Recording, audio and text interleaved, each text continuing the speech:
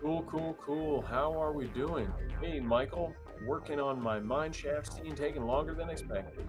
Cool. Well, at least you're working on film. That's freaking sweet. That's the topic today, guys. We are working on our movies. I love it when you guys share your progress with me, share what you're up to. As you can see on the screen here, I've got a final draft open, working on my script. And that's what we're going to be talking about today is adapting a book to a script. Um, Specifically a pilot episode screenplay. But a lot of what I'm going to cover today will also work for a feature film or short film. Basically, how to take a book and turn it into a screenplay. I'm going to share this on my Patreon so that everybody over there also sees that we're going live. And I'm going to be reading directly from the book and giving you real examples of how I adapted scenes from the book to screenplay. I'm going to talk about a little bit about my learning journey and how I'd recommend going about the learning process for you guys. Let me just copy this link and post it to Patreon. Live now. Adapting books to scripts. Let's put that in the live stream collection. And let's post that to the Patreon for those of you who don't know. Patreon.com/Bodhi the Movie Maker. We post stuff to the public frequently, like we're doing right now. And we also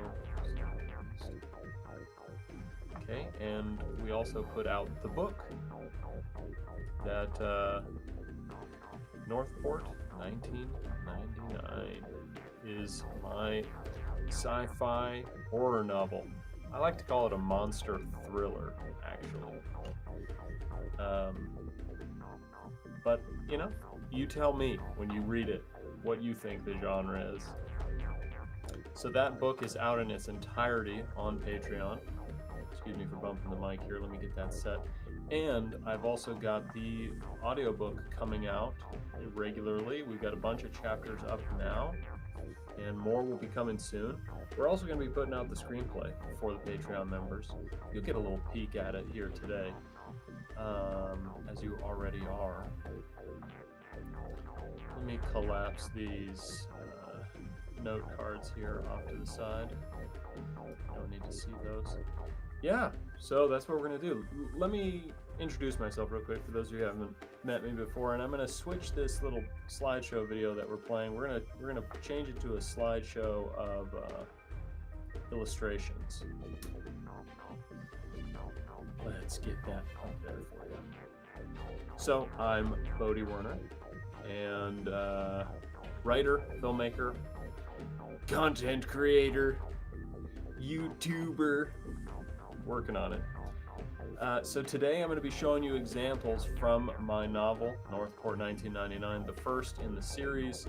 I'm going to read excerpts and then show you the portions of the script that correspond to those excerpts. We're going to talk about how we adapted from the script, from the book to the script. So a little bit about my learning journey. My book and 2 screenplays that I wrote and 2 of the pitches that I created are official selections to the world's largest independent TV festival, Catalyst Content Festival, and it's official selections for this year and up for awards.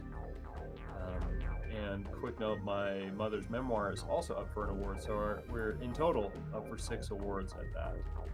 And I mentored with an amazing writer, Pamela Cederquist, who was the writer for Netflix's MindHunter. She was a staff writer and got to learn firsthand from somebody who does it in the real world, in the industry. And I think that's freaking awesome. I've also, got some screenplay writing book recommendations I'm going to give you guys. Those are great sources of learning too, because not everybody just happens to meet some awesome person who works in the industry. I understand that. But I wanted to give you a little background on my experience, and that's my warning to say, take what I'm saying with a pinch of salt. Because yes, I'm up for awards and I mentored with an awesome writer. But keep in mind, this is just my learning journey and the notes that I've taken away from it. I'm not telling you this is the right way to do it. It's just the way that I am currently doing it, and the things that I've learned that I hope will help you on your journey, speed things up, and inspire you, if nothing else. So if you like my writing, then you'll probably find this tips and advice useful. And again, my writing, you can read it on patreon.com/Bodhi the Movie Maker. And I've got the first chapter on there for free. The whole book is available for just $5 a month, no commitment. And if you want to listen to the first chapter for free, also I've got a video linked in the description of me reading the first chapter. Go check it out. And yeah, so let's talk about it. So I'd say the first thing, before we kind of dive into how to adapt a book into a screenplay, it's important to say, who is your screenplay for? Let's identify your target audience for your screenplay. Now, the short film that I just made in Unreal Engine that is out now on, versions of it out now on Patreon. We're going to put up the new version soon. That had a script, but that script was written for me and me only. That was the target audience, because I knew I was directing it, writing it, making it. Why don't I see my live stream on YouTube? Give me a sec while I go find it. So the audience for that script was me and my actors. And I am in fact live. Okay, we're all good. But let's say you want to make a script for submitting to screenplay competitions, or for trying to garner the attention of agents or producers or awesome actors you might want to get attached to your project, which makes the former getting producers and agents much easier. Then your target audience is those people. And there's a lot of tips and tricks and rules and formatting and structure that you want to abide by in writing a script for that type of audience.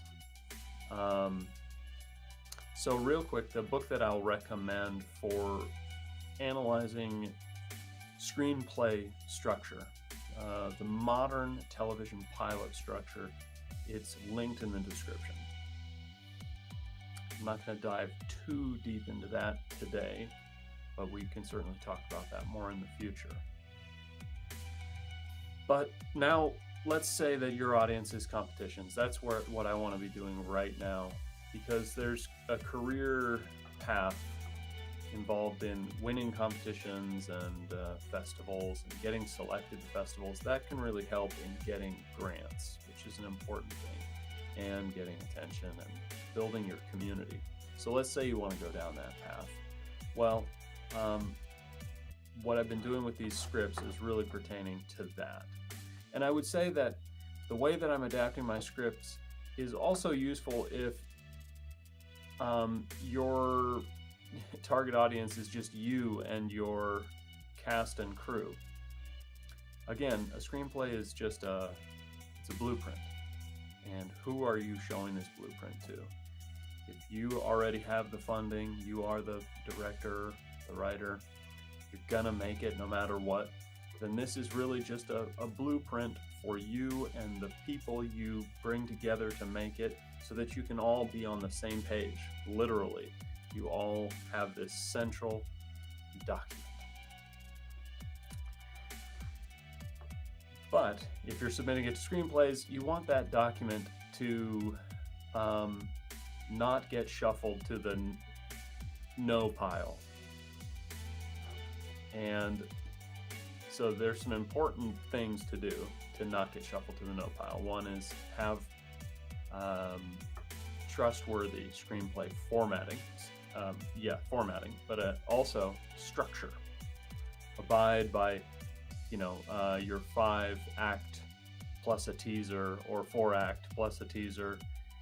Whatever act structure is most appropriate for your show. And you can determine that by looking at comparables, what shows out there in the world, successful shows, are like yours. 1 second. I'm going to close this, okay?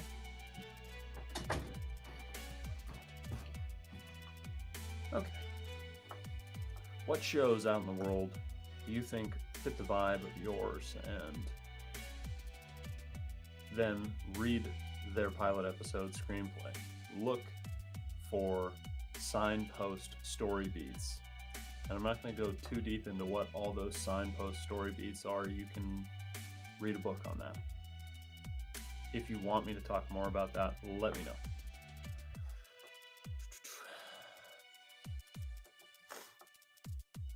Okay.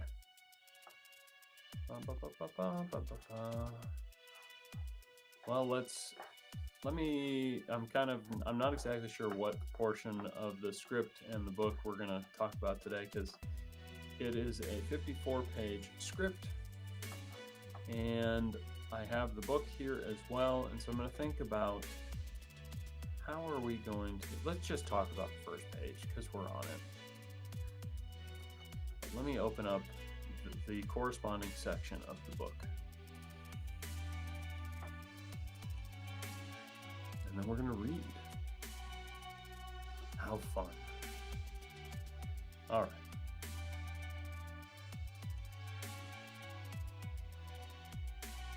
Great. So I will share the book on the screen and give you an idea of what the first page of this script is adapted from. Trying to share my screen real quick. There we go.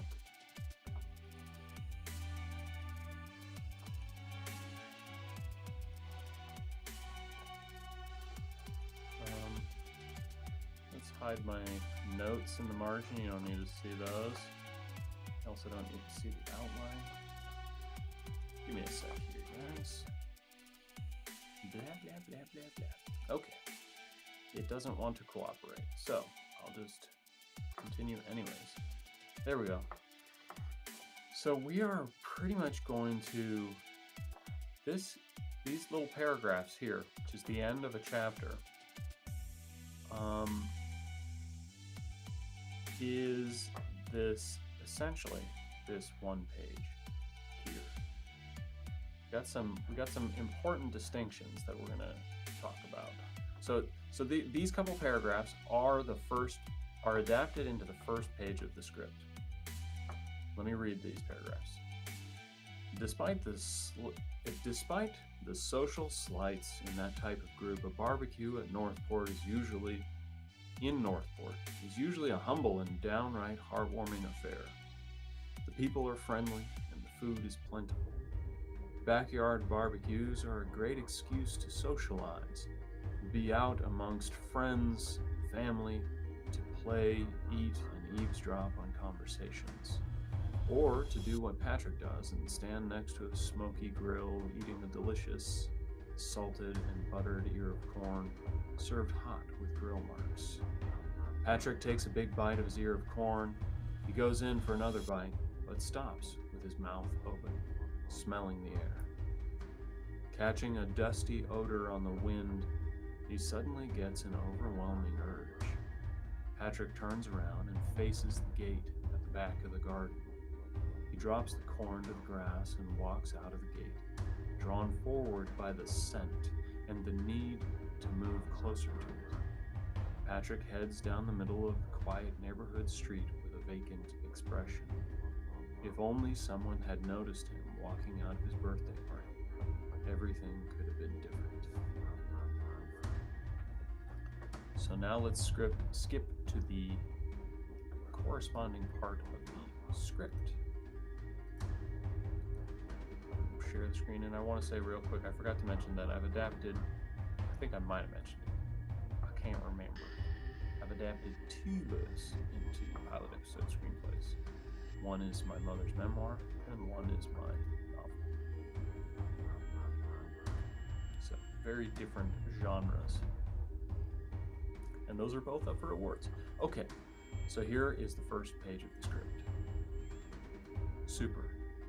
For those who don't know, that's just short for superimpose, which just means put a title on the screen over whatever image is behind it. Super. October 1999. Northport, Minnesota. Exterior, Lansing, backyard, day. White teeth crunch into ear of corn. Patrick Lansing, 22, pastel green golf shirt, flip-flops, cargo shorts, throttling a beer bottle. Strong build, 6'6". Juice dribbles down his chin. Cheeks puff. Giggles. Large lawn, ensconced by towering maples, bordered by lilac bushes, beds of yellow flowers. 40 people, all ages spread out, mingle. Children dart about. Soft, late-day sunlight blooms pink through smoke from grill at far end of grass. In distant corner, Deborah Lansing, 55, Midwest accent, wearing white kitchen apron, pink oven mitts, holds tray of steaming chocolate chip cookies, beans. Madeline Bishop, 21, shoulder cut red hair, athletic fit build, maroon tennis skirt, varsity jacket, letters NP stitched over heart, knuckle blisters wrapped in white tape. Madeline, left of Deborah, picks nails with pocket knife. Deborah Lansing, jeepers, that's the happiest I've ever seen him. Madeline Bishop, why is Patrick all alone over there? Grayson, 21, lean, pale, dark hair, 6'2", wearing all black, hoodie, jeans, hovers behind Deborah to right, black notebook hugged to chest in one hand, portable CD player in other. Grayson's face is blank. Deborah turns, looks to Grayson. Deborah Lansing, none of us are ever really alone. Grayson nods, cracks hint of smile. Madeline turns, also looks at Grayson, confused squint. Other side of lawn, Patrick chuckles, chews. Fine wisp of hundreds of spores waft by his wet smile. Patrick's complexion turns rosy, eyes tear. He inhales deep. Spores disappear up into his flared nostrils. I'm actually changing the verb we use there. It was originally spores flit up into his flared nostrils, but disappear is a scarier word than flit. Both describe the action of the spores, which we're focusing on. And the very last line of this page is something strange happening. And, you know, I'm very close to this script, but the people that I've talked to and stepped back and asked their thoughts say that that's a line that makes them wonder, well, what's going to happen? What are these spores going to do? What happens next? And that is cliffhanger. And I think every page should end like that, if possible. For certain, the first page should end with a line that's cliffhanger. Every act of your screenplay should end with a cliffhanger. The whole purpose of cliffhanger is to ask, what happens next? And to make that a need. We need to know what happens next. And you might as well, if you can, make every page require you to flip the page to the next one to figure out what happens next. You want that cliffhanger to be such a burning question that you have to flip to the next page. Another important thing is having your characters make a splash when they come onto the page for the first time, introducing characters in a moving way, which is a unique challenge, an interesting one to imagine. And I'm not going to say I know the best way to do it, especially in every different circumstance, but it's about introducing who your character is, who they're going to be. We want to get a sense that we understand them from the get-go. I know who that is. Also, an interesting thing to think about is if you do want to go the conventional way with your script and create a TV show that gets eyeballs from producers and want to make into a TV show, you're going to need lots of money. And you're going to need producers to give you lots of money. So, one tried and true method is to get actors attached to your script first, so that producers are more excited to give you their money, because they know that it's not just some interesting small town monster thing. It's some interesting small town monster thing with, you know, so and so is attached, and I hear that so and so is playing the female lead or whatever, you know. So how do you get an actor to want to play a role in your script? Again, I'm just an indie guy figuring it out myself. I feel the need to keep reminding you guys every time, but it's obvious. You know, I'm just figuring it out, just learning, aspiring. But what I've been told is that your script should make them want to play the character right away when the character is introduced. That's the portion a busy actor might just skip right to. Their character, where their character is introduced, their character's lines. And so those introductory lines should catalyze that behavior. I want to play that. I have to play this character. It's a lot to ask for. Write a character in a way that the first couple of lines force an actor to play them. I need to be Madeline Bishop. You know? How do you introduce a character that way? So let's continue. We'll read some more of the book. What happens next? That's the natural question, and that's what we're gonna investigate. And then we'll see how it compares from the book to the script.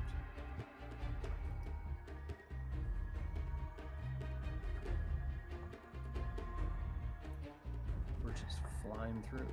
We're making good time, guys. I'm happy about this. Real happy about this.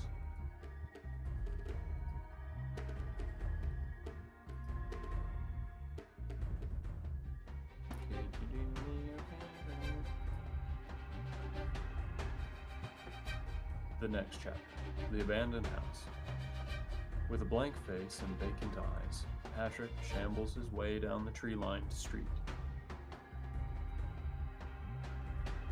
Excuse me. A tow truck pulling the white telephone company van from the night before passes Patrick. The driver is hidden away under a yellow hazmat suit. Patrick comes to a dead end in the abandoned old Victorian house overgrown with vines and bushes. He used to play in the dilapidated house with the neighbor boys when they were little, on the days they were feeling brave enough. Most of the windows are broken out and the front door has been missing for years now. Patrick enters the creaky old house with no expression on his face and no urgency in his movement. He is compelled to move through every room, looking for something, sensing he is getting closer and closer to whatever it is that has created his urge to set out on this journey in the first place. After exploring the upstairs, all the bedrooms, and staring blankly out each window, he stops to smell the air and listen to the light breeze pass over the roof, the sounds of life outside, even the rumblings of his barbecue frivolities a few blocks away. He goes back downstairs. He sees a door leading down into the dark cellar. Why is it that in this story most doorways lead somewhere dreadful? I don't know. I wish this were a story where doorways led to meadows and sunshine, butterflies and happy childhood memories, but it's not. Back at Patrick's idyllic barbecue, Grayson is seated alone in the corner of the garden, slouched in a lawn chair, his backpack at his feet and a lit cigarette in his mouth. In his lap, his portable CD player whirs, and he puts in his earbuds. Thank You by Dido comes on. He closes his eyes. The music feels good. Its vibrations bring him back home to his safe place. He wants to stand and let the music roll down his body. He has found his personal bliss. Tears are close to the surface, edging toward some emotional catharsis. Suddenly a low drone starts to interrupt his music. Only after the sound becomes too loud to ignore, he begins to realize it's a voice. Grayson, are you awake, Grayson? He opens his eyes and sees Deborah standing over him, with Madeline by her side with a wide stance and her hands on her hips. He plucks out his earbuds. Do you know where Patrick went? People saw him go out the back, and were ready to bring out the cake. She points to the open gate across the yard. Grayson shakes his head. Madeline turns and marches toward the gate. I'll go get him. Take Grayson with you, dear, says Deborah. No need. I'll find him. It'll give you two an opportunity to get to know each other, Deborah insists. Madeline stops, turns, looks at Grayson. He stands. She rolls her eyes and shrugs.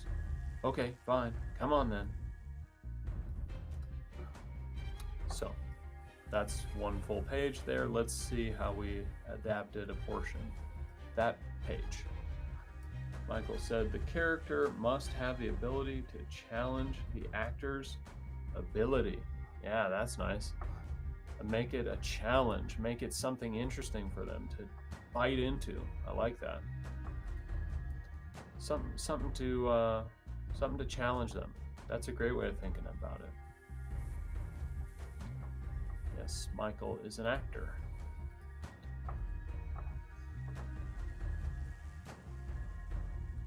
Yeah, you want it to be a challenge. You want it to be something that stretches them. So here we are. Patrick has just inhaled the multiverse, and we just saw that, the last line of the previous page. Now we're on page 2. Patrick's grin deflates, hollow expression. Half-chewed corn cob plops by foot. Exterior, street, day. Patrick plods down middle of 2-lane street, flanked by 100-year-old silver maples, leaves orange and red, 1900s era homes, no cars on road for blocks. His face sags, eyes lifeless. Abandoned Victorian day, exterior. Street dead ends at dilapidated 3-story Victorian, bare wood siding, fragmented windows, busted front doorway, slanted porch, ensnared by tangled bushes. Patrick shambles toward missing front door, arms limp.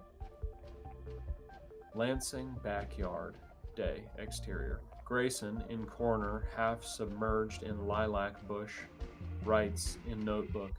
Deborah shuffles up to him. He plucks out earbuds. Deborah Lansing. You know where Patrick went? I'm getting the cake. Mary Catherine said he moseyed out the back. She points to the open gate across the yard. Grayson shakes his head. Madeline turns, marches toward gate. I'll get him. Deborah. Take Grayson with you, dear. Madeline. No need, I can handle it. Deborah. For Pete's sake, how else will you two get to know each other? Madeline stops, turns, bites down on bottle top, rips it off, spits cap out, catches it, swigs. Madeline examines Grayson, rolls her eyes, shrugs. So you can see the difference, and let's talk a little bit more just about that. Yesterday, or on the last live stream, we distilled it down to the book's job is to take them there. Take them there. 3 words. The script's job is only what's necessary.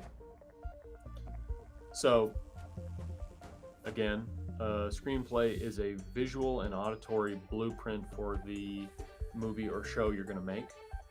It's to help you and all the other people working on your film have a central idea, have a central guiding document.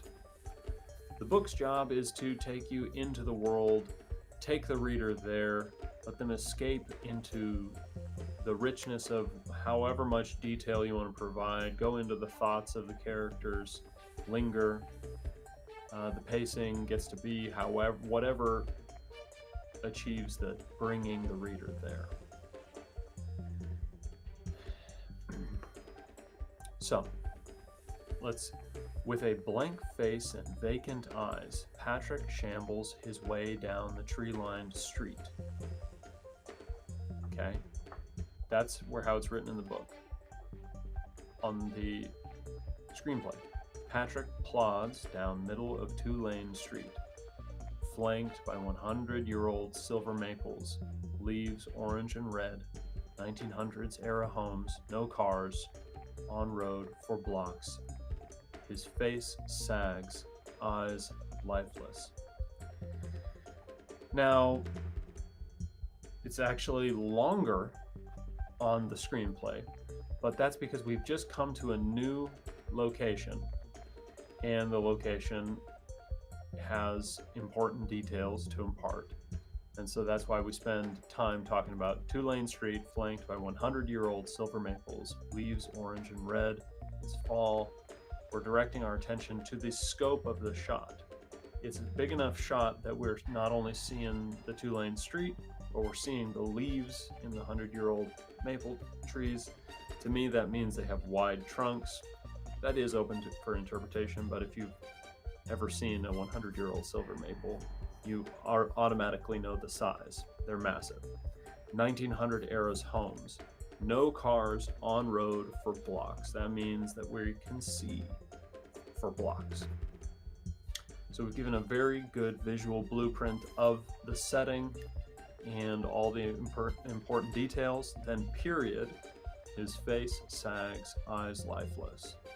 We cut to a close-up of him. And it's a very quick two-shot scene. And so when you read a line from a book, with a blank face and vacant eyes, Patrick shambles his way down the tree-lined street. A tow truck pulling a white telephone company van passes him. Driver's hidden under a hazmat suit. Those things get excised because they have to do with stuff that we don't know about yet in the script. Keep in mind, we're on page 2 of the script.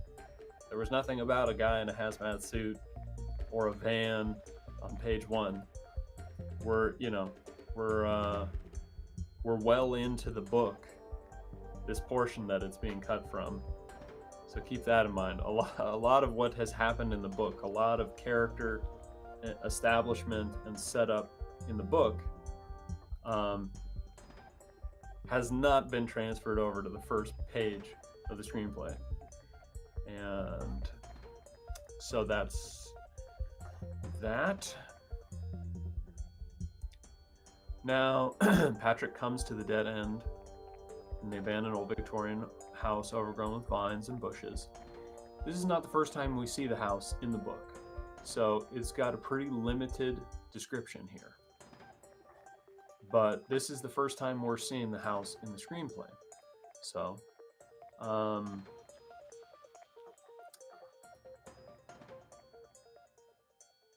suppose that in the screenplay, in the book, it's got a lot more description the first time we meet the abandoned house. But we essentially get all of the pertinent details of the visual elements that we need to know about this house in the way that it's described in the screenplay. Nothing more than we need. Street, dead ends, at dilapidated 3-story Victorian, gives a sense that it's not just off to the side, it's sort of, the street is almost like an extended driveway to this 3-story Victorian. Bare wood siding, the paint is chipped. Fragmented windows, more evocative way of saying shattered windows. Try to avoid using normal terminology, because we don't want anything to be normal. We don't want anything to feel usual, like it's been done before. Busted front door, I could have just said front door missing, but I've heard that so many times. Maybe that's because it's in my book. Slanted porch, ensnared by tangled bushes. You know, it's got vines growing up the side. We've heard that before. Ensnared by tangled bushes. Ensnared has a vibe, has a feeling, and visually captures it perfectly.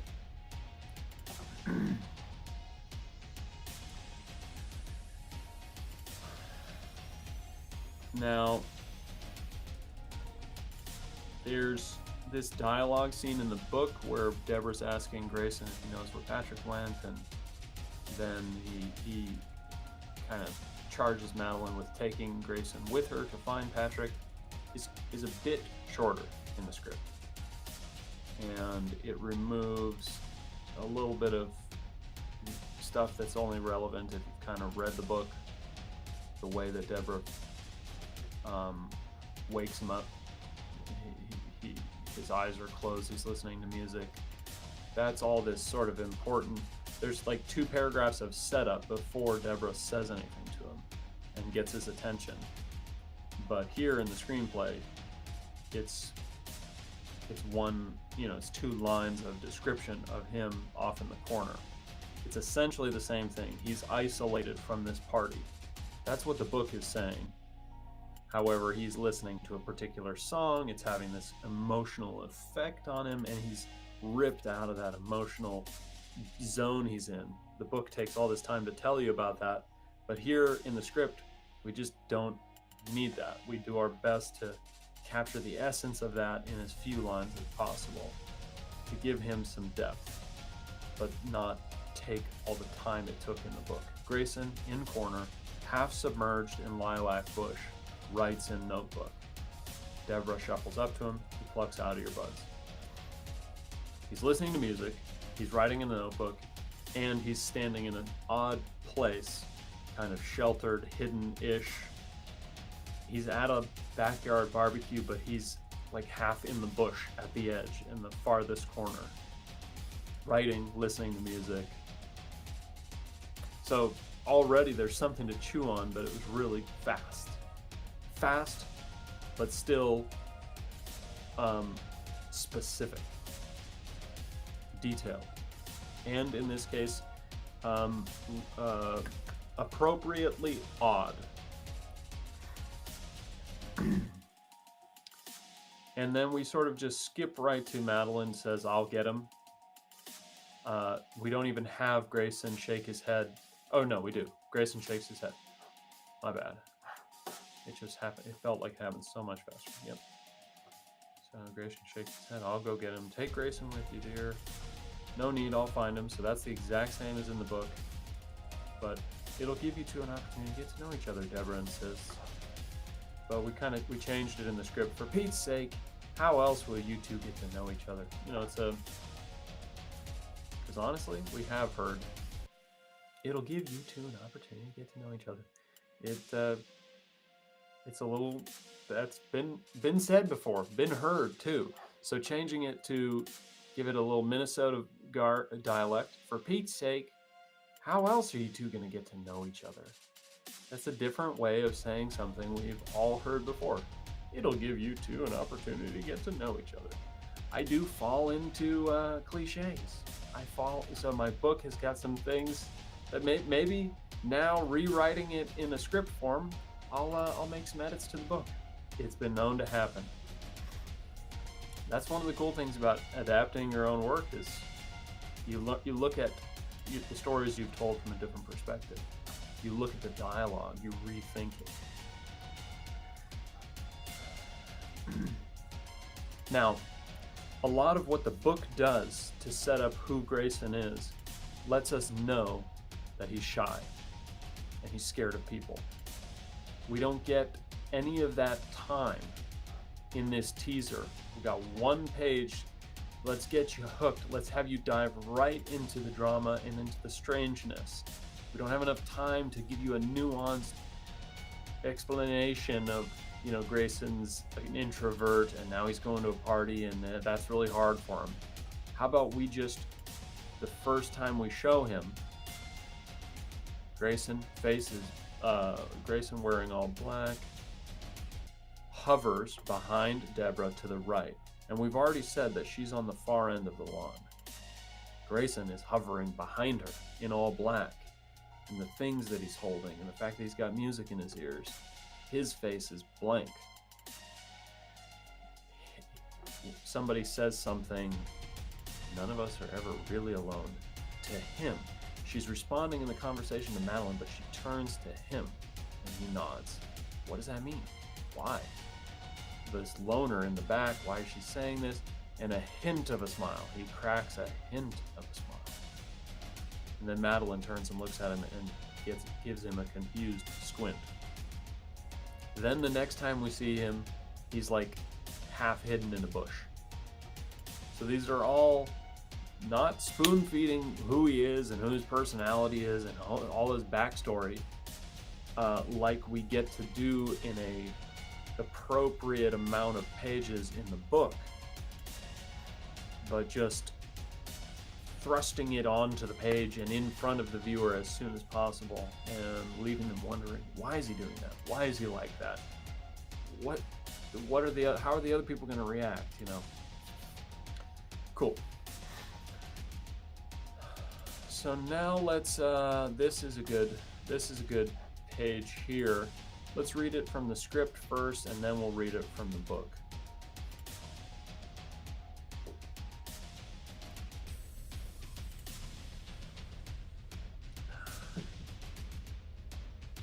Interior, abandoned Victorian, cellar, day. It's dark.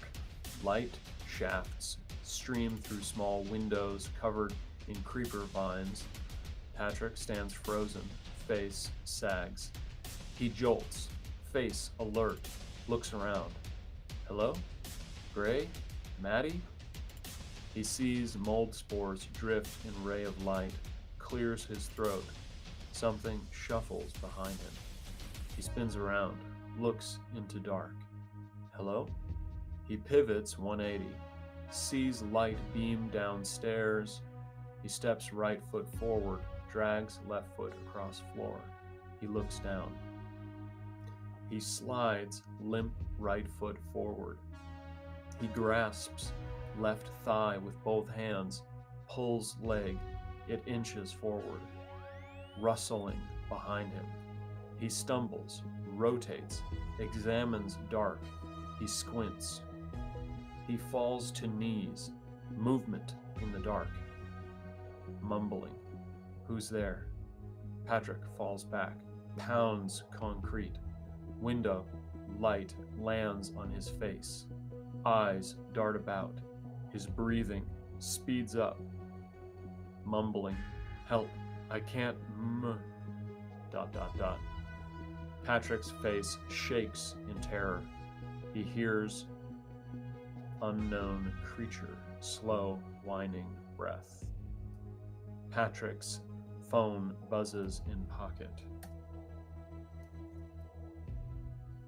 Fixing a typo. His eyes scan. He pants. The creature's footsteps get closer. The creature's shadow covers Patrick's face. Exterior street day. Madeline strides up street, Nokia brick phone pressed to ear.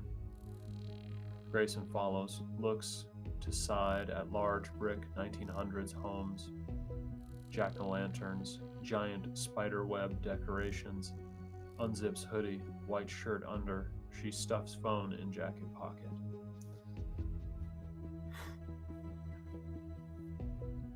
So a few things I'm going to be fixing, actually changing here. One thing I'll note before we go read the portion from the book. So why do I put Nokia brick phone? Well, it's 1999. It's a specific element etched in our brain. The Nokia brick phone. I have one.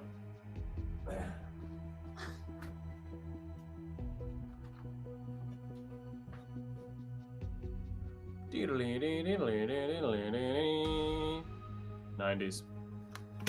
Immediate nostalgia bomb.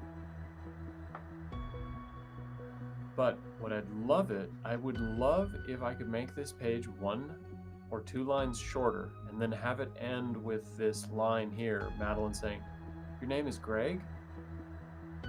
We know it's Grayson. And so it just kind of pulls us forward, like, oh, what's he gonna say? She's getting her name wrong. She's getting his name wrong. It's like a teeny little page turner element.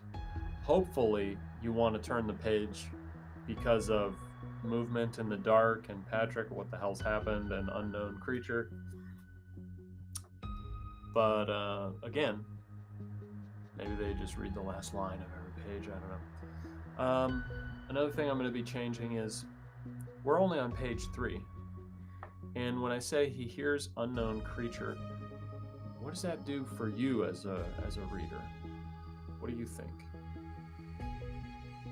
Unknown animal? What would that make you think? What if I just, instead of saying he hears an unknown creature, slow whining breath, what if I just say he hears slow whining breath? And then we're like, is this a person? Is this a monster? What is this script going to be? Is this a serial killer slasher? Is this a horror monster? And I think that's the appropriate question to be asking right now. On page 3 in the teaser, if I can tease you and make you want to keep reading this whole script without having to reveal what the antagonist is, it's always scarier when we fill in the blank. And I feel like I'm hinting too much at what it turns out to be. You guys know what it is because you're looking at the drawings down here and all this stuff, but keep in mind this is a fresh reader who doesn't know about Bodhi the movie maker and my Unreal Engine films and, you know, the monsters and such. So what if I can delay the knowing what it is that's in the dark, including through the way I write it? Because, and I'm questioning, is that how I want it to be seen? Is that what I want as a writer? And I do think that's what I want, is to delay the reveal of the antagonist for as long as I can. That puts us into the seat of the townspeople, because that's what's going to happen for them. They're going to be trying to figure out what's attacking their townsfolk. So he hears slow whining breath.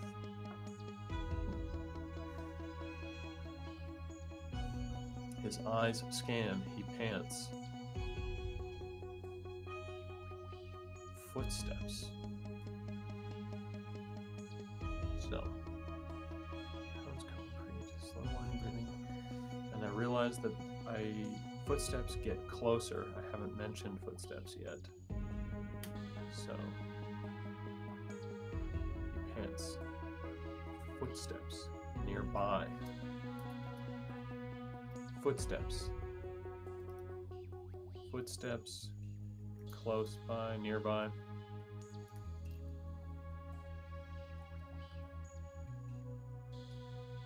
A shadow covers his face, not the creature's shadow. Because even though I was thinking in my screenplay writing format that, you know, this is a character that's existing down in the space with him, and so I kind of spoiled it for the screenplay reader by letting them know this is an unknown creature at this point. That's what the character is, and we're hearing some noises and then we're seeing a shadow. But the truth is, I could just leave out saying unknown creature and just let them wonder. If we hear footsteps and we see a shadow that covers his face, that's good enough. And then from there, you know, we really don't get an idea of what the thing is. And I like that better. I like that better.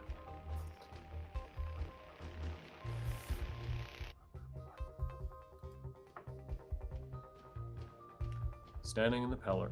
Okay, I'll read you from the book now. So I'll leave the screenplay up, but I'll read from the book. You'll get an idea of how much longer. Standing in the cellar, Patrick sees only a few shafts of light from small windows overgrown with vines. The air is thick and humid, smelling of decay. His phone buzzes in his pocket. Madeline calling again, but he doesn't react. He keeps looking around the cellar. At that moment, he smells that strange smell once more, like mold. The phone stops buzzing. Then, like waking from a dream, he comes to. Hello?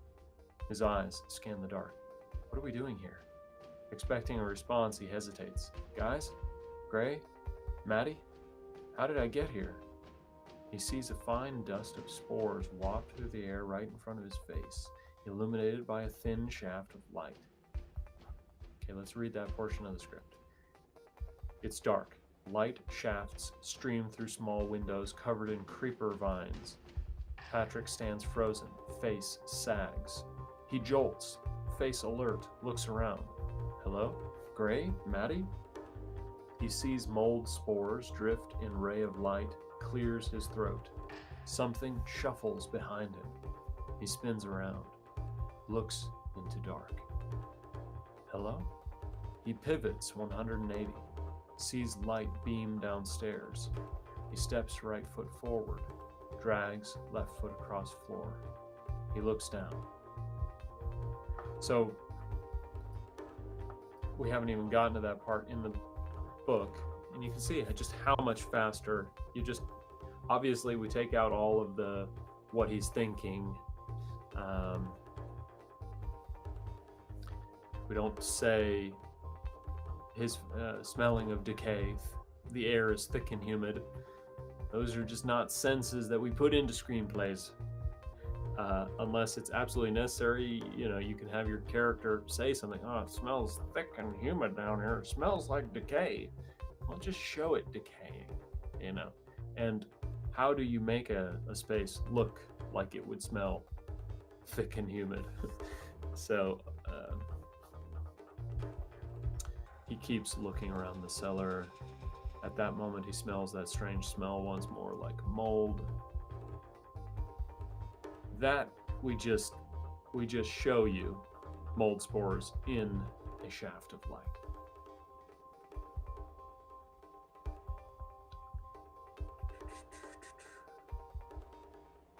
Okay.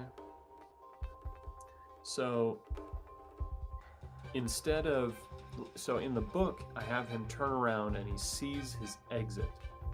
Gives us a sense of hope, and it gives him a place to go towards, and once his legs stop working, it makes it all the more frightening and all the more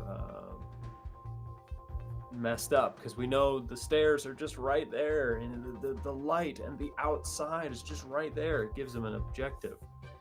But in the screenplay, we just skip right to he hears a noise behind him, says hello, sees the light beam down the stairs, so we have that, and then we make it so much faster the way we describe his legs stop working. He steps right foot forward, drags left foot across floor. He looks down. He slides limp right foot forward. He grasps left thigh with both hands, pulls leg, it inches forward. Let's hear that in the book. He turns to look in the other direction, still nothing. Catching sight of the light beaming down the stairs, he moves toward it. But then he starts to feel lightheaded, and he realizes his feet are not moving as far as they should. His legs are hard to lift, harder and harder with each step. It becomes clear he is losing mobility quickly.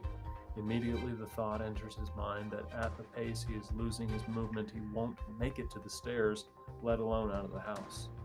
He turns to look back at where the noise came from, hoping that it's a harmless animal. His eyes strain to see into the dark. Strain in the dark to see. His legs can no longer hold his weight. He falls to his knees, startling the thing in the dark. As he is falling backward, he sees it. And then we describe our first glimpse of that creature. But here's how it happens in the screenplay. He stumbles, rotates, examines dark. He squints. He falls to his knees. Movement in the dark. Who's there? Patrick falls back, pounds concrete. Window, light, lands on his face. eyes dart about. His breathing speeds up. I can't move. Patrick's face shakes in terror. He hears slow, whining breath. Patrick's phone buzzes in pocket. His eyes scan. He pants. Footsteps nearby. A shadow covers Patrick's face. A line that I'd like to add in here, which just further solidifies that he's fallen paralyzed in the way that you can in a screenplay. It's hard. This is a good creative challenge. How do you write into a screenplay without a narrator telling you what you're seeing, that somebody is falling paralyzed? And you can't just say he falls paralyzed, because what does that look and sound like? Just saying he fell paralyzed is cheating, because everybody has a different image of what that might look like. Why do we know he's paralyzed by falling? That's the question. That's the $1 million question. And so what your job is figure out how to write that. Help, I can't move is a bit heavy-handed. That's why I did help, I can't move, ... Patrick's face shakes in terror. He hears slow, whining breath. Patrick's phone buzzes in pocket. Hand shivers by pocket. Hand twitches by pocket. That way we see that he's trying to reach for it, maybe. It suggests that he's trying to reach for it. Obviously, he'd want to reach for it. He's fallen over. Somebody's calling him. He can ask for help. So we obviously know he wants to grab it. So if his hand twitches by pocket, I really wish I could keep that all on the same line. Hand twitches. Patrick's face shakes. Patrick's face shakes in terror. It's actually better to say Patrick's face shakes, terror expression, but I think we might take out in terror, because that is it's kind of not allowed. You're not really supposed to describe it in a way that's open for interpretation. What does terror look like? His mouth is open, his eyes are open, his eyebrows are lifted, his eyes pop open. Patrick's face shakes is just unsettling. He hears slow whining breath. Patrick's phone buzzes in pocket. His hand, because there's something down there with him. His hand twitches by pocket. His eyes scan. He pants. Moans. I like putting in a moan because it suggests he's nonverbal at this point. Footsteps. Hears footsteps nearby, or just footsteps nearby. A shadow covers Patrick's face. And that's a pretty strong, ending little sequence there to get you to need to read the next page. It's not exactly the final line, but you don't want to get too hung up on these details. All right, this was fun. A little bit of screenplay writing, a little bit of talking, a little bit of reading from the book. Again, you can get the book in its entirety on patreon.com/Bodhi the Movie Maker. You can learn what happens next. I'll also be releasing the script. There's a version of the script out there, first 30 pages. We're putting out the audiobook. The Patreon's just the cool way to connect, and we share all the stuff there. Try to make it super awesome for the community. Share the art, share the book, share the audiobook, share the screenplay, share the love. So please check that out, patreon.com/Bodhi the Movie Maker. Join the cool kids like Michael. And here is a shout out to Patreon members. This is actually what's at the end of the short film we're submitting to film festivals right now. We've made a 6.5-minute 3D animated short film based on this novel. made it in Unreal Engine, and we are giving credit to all of the Patreon members, giving them a shout out. Paid Patreon members come first, and if you join the Patreon for $5 a month, you get your name credited in the back of the book when it is published to the public. All right, guys, I really appreciate it. Thank you so much for being here. This was fun chatting with you. And thanks to Gus Trouth for helping me with illustrations. A bunch of these are by Gus Trouth. That one's by me. That one is also by me, but a lot of the really great character illustrations are by Gus. That one is the monster by me. We got a few of the monsters in a row. Let's skip ahead to one of his. Nope, that's me. Here you go. These are his. Nadine Bishop. Some really cool characters. Can't wait to keep bringing these characters to life with you guys, and we love that we get to do this with you and with your support, and we do count on your support to help us do it. Patreon is a great way to do it. There's also donation links down below. And quick disclaimer, we have affiliate links in the videos. If you click through those and make purchases on Amazon, we get a small commission at no extra cost to you. That's the disclaimer. Here is a video about how to sign up for the Patreon. This project's Patreon in 7 easy steps, which will also be listed at the end of the video. You can pause this video at any time or watch it again. Patreon also has their own instructions. Step 1. Type patreon.com/Bodhi the Movie Maker into your browser search bar. Then click Join. Step 3. To sign up, either use Google or Facebook to log in, or type in your name, email address, and create a password. Step 4.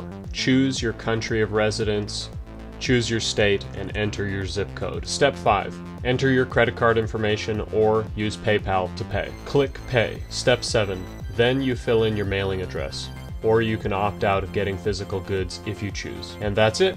Now you're a patron of this project. Thank you.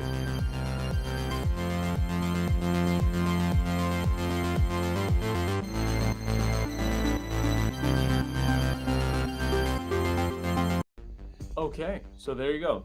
Thank you, Michael, for being here. I appreciate it, much appreciate it. He's one of the cool kids, Patreon founding members, and be like Michael and help us. We count on your support to keep making this story world a reality.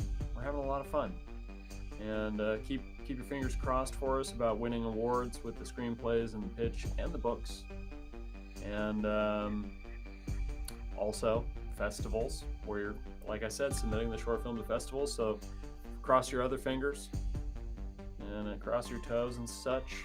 And thanks to everybody who's subscribed to the Patreon. That means a lot. I meant the YouTube.